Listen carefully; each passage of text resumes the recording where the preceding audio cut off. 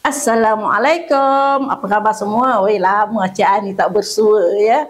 Hari ni Cik Ani nak berkongsi cara Cik Ani buat kuih. Ni atas permintaan sahabat jugalah. Nak resepi kuih pukis. Nama dia pukis. Jangan salah cakap pula. Ni dia kuih dia. Dah siap ni. Jom saksikan cara Cik Ani buat kuih ni. Mula-mula sekali kita baju yeast dulu. Ni kita ada ais wam sebanyak 50 ml, yeast sebanyak 1 sudu teh, ini 1 sudu makan gula. Kita kacau, bagi dia sebati dan kita biarkan selama 15 minit sampai ragi kita ni kembang ataupun dia aktif. Air suam-suam kuku, jangan panas, tidak mati ragi kita kalau dia panas. Okey, kita pukul telur sebanyak 2 biji, garam. Okey, ni gula 3/4 cawan. Kita pukul sehingga hancur. Okey, kita masukkan 1 sudu teh esen vanila. Okey. Dan tepung 3/4 cawan ya. Maknanya 1 cawan tu tak penuh ya. Masukkan tepung sedikit demi sedikit ya, dan kita selang-selihkan dengan susu cair. Susu cair. Ni susu cair sebanyak 100 ml. Okey, nampak?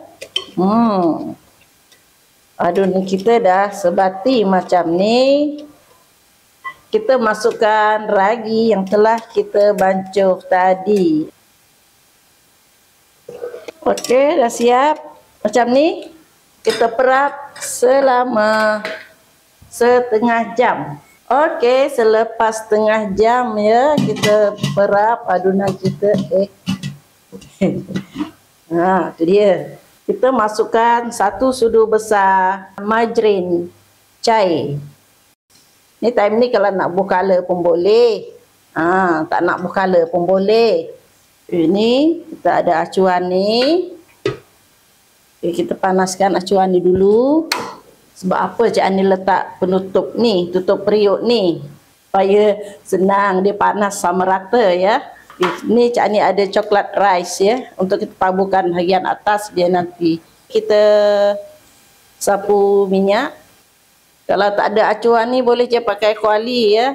Kuali kecil tu kan melengkung ke dalam, senang. Buat macam kuih dorayaki. Satu adunan ni tak banyak ya. Cukuplah kalau kita nak makan 3 beranak bolehlah. Okey.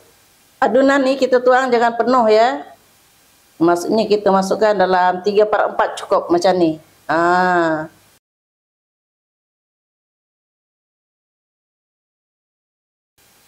Cukup banyak tu. Dan kita tutup. Kita tengok. Bismillahirrahmanirrahim. Okey, dah elok. Okay, sekarang kita taburkan topeng dia.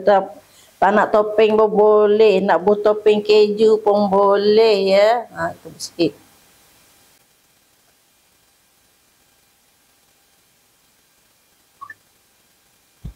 Tutup sekejap, 2-3 saat macam tu. Dah siap. Okey, macam ni cara kita angkat dia. Sisipkan.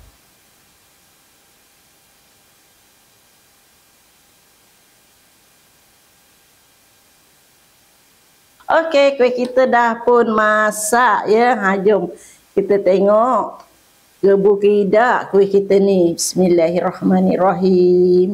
Tu dia. Ini coklat ni dia cair. Setengah orang letak keju atas dia, setengah orang letak jam dalam dia ni. Dan berbagai cara lah orang letak ya, untuk menikmati kuih pukis. Jangan ni letak coklat rice di atas dia ni. Bismillah. Selamat mencuba. Ringkas sahaja.